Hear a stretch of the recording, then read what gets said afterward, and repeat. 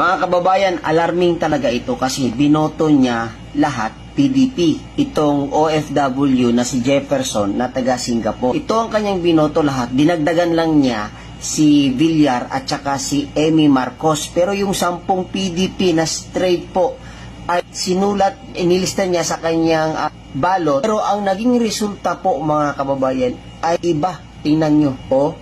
Ang lumabas si Dringo Nanay Mimi Makabayan, Duringo. Ano yan? And then Pacquiao Manny Pacman.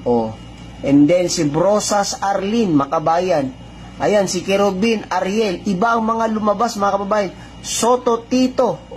Ayun po. Casino Teddy. Mga makakaliwang grupo, delikado to. And then sa Dula or Ana Independent mga kababayan. So yun ang mga resulta sa kanyang ang paglabas sa kanyang niya sa kanyang QR code mga kababayan. Kaya sa ating mga kababayang OFW, double check po ninyo inyong mga QR code para malaman kung ano ang resulta mga kababayan. Kagaya nito iba ang resulta kasi ang binoto niya mga kababayan is straight PDP laban, 10.